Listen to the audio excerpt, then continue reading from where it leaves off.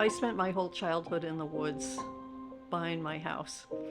And we would build huts by taking the end of a sapling and bending it down and tying it to another sapling, and then we would keep going with them, and then we'd cover the whole thing with brush. We also dug holes and made underground forts. We would dig a hole, cover it with logs and then brush, and then dig a smaller hole getting in. And so I've always worked with earth in some way. At a certain point in my explorations, I realized I was more interested in the symbolic. And I was interested in mythology, especially the tree mythology. And I like looking at trees. I like seeing how they dance in the wind. And I saw my early work, as kind of autobiographical.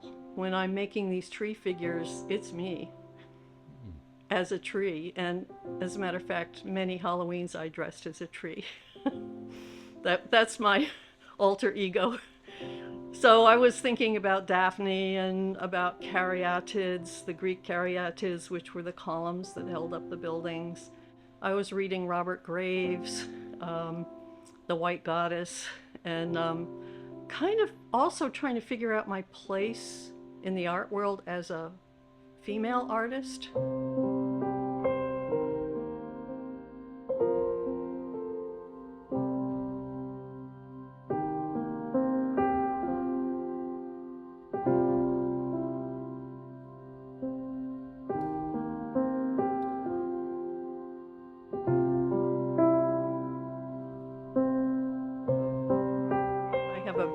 Bachelor's degree in painting, and it was because it allowed me the most courses that I could take in all subjects, including drawing, and I minored in sculpture, not necessarily clay sculpture. But so anyway, it's a discipline that I think is really important to, has to do with observation.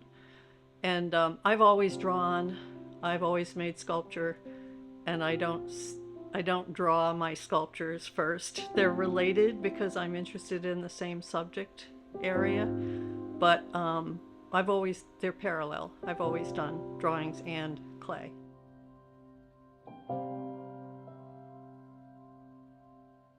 My clay interest started because we had an old clay tennis court on the property. And I and my siblings would make things out of clay and then try to fire them in the oven in the kitchen.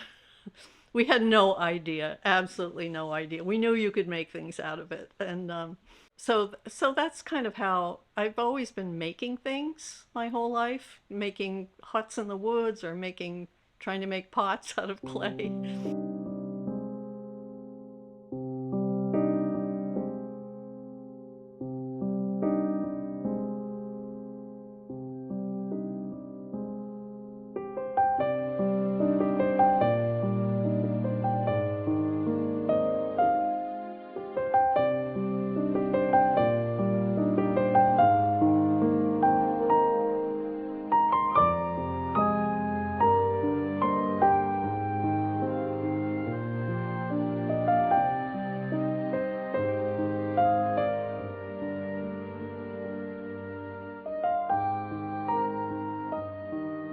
For me, the drawings are just straightforward portraits of sticks. And sometimes I'll draw one side of the stick and then flip it over and draw the other side of the stick. So I'm getting to the three-dimensional look of it. And I do participate in a life drawing with clay, and I have some pieces over there that I've done from the model.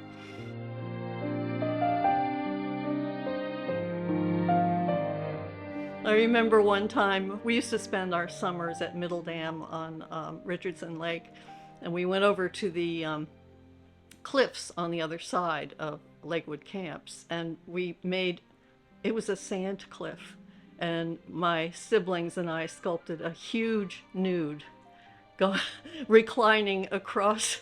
It was kind of our Mount Rushmore. A huge female nude, and then we watched to see how many, with our binoculars, to see how many people stop to look at it.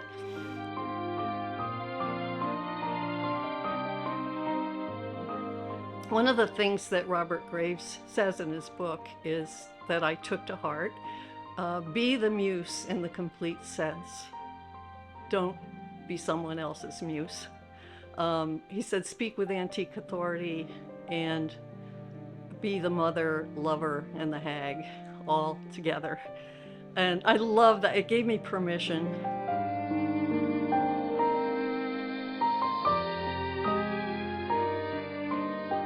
People are always asking me, how do you make the birch bark? I make a roller stamp, which are sort of goes back to Assyria. I had a book that showed all these roller stamps that they would use. And it's just carved clay, so it makes, you roll them onto the clay.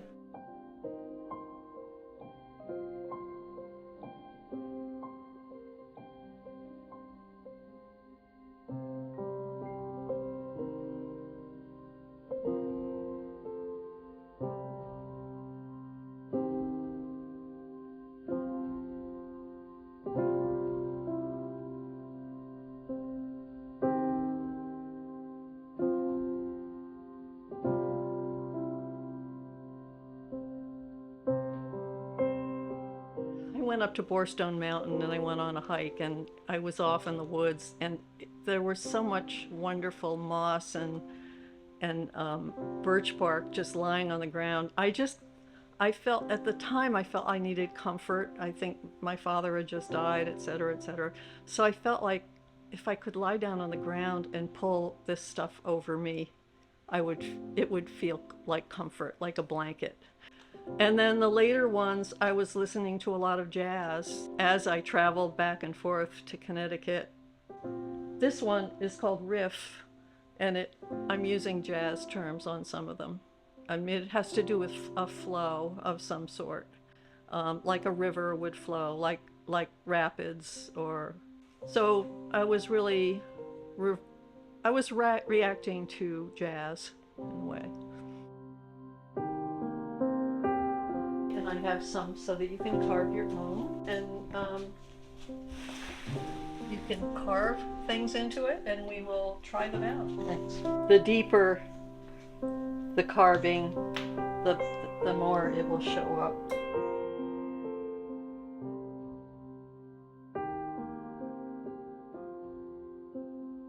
Nose. I think if I'd allow more.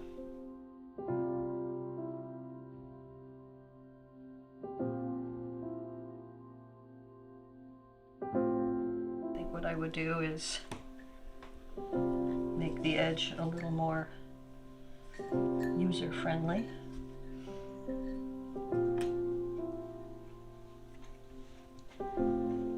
Comes a vessel, and then you would put a bottom on it. All of my clay work is vessels.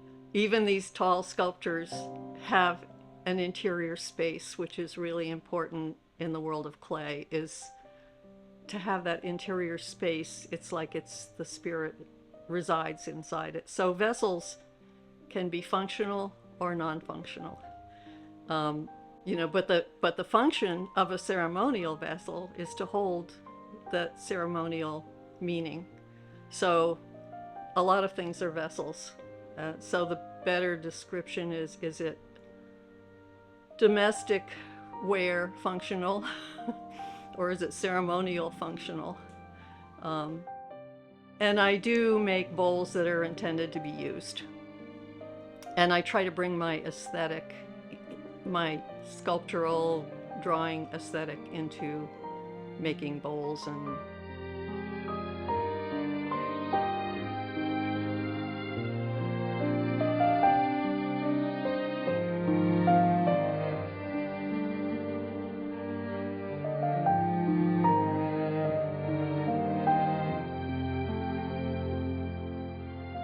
actually, those houses with the tree roots coming out were inspired in a residency I did in Denmark, and that was during the time that a lot of refugees were coming into the Scandinavian countries from the Middle East and Africa, and they were so concerned about them. And I was trying to imagine what it would be like to pull up your roots and travel into a completely different culture with only a backpack and maybe a cell phone. And what would it be like? What would the experience be like? And it's very complicated. I was reading a book called Origins where the author says it's not roots that are important, it's roads to those of us who are immigrants who are wanting a better life. So it's complicated, and I wanted to capture that.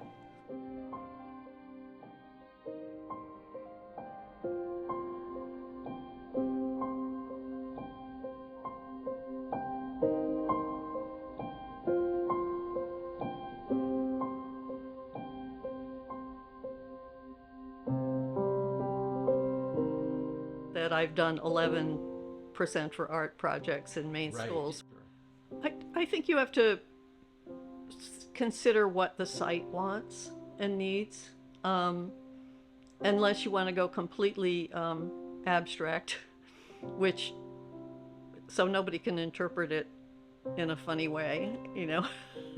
So yeah, I think that you're working kind of like on commission, like an architect does. So you have to consider the program for the site and what the community values, et cetera, et cetera. So it's a little different than just expressing your own work. Well, I have to agree with Agnes Martin here. She said that the artist is only responsible for a small percentage of the meaning of the work. And she's talking about her own work. And the viewer has to bring the other 50% or more meaning to the piece. And I love that idea that I'm like, don't ask me to explain them. If they really mean something to you, or if you really hate them, that's your response. And at least it's a response, I think. And I remember when I was teaching, I would say to students, in terms of the critiques, is this interesting to you? Is the first question they should ask. And the second question is why, you know? And then you can start the conversation.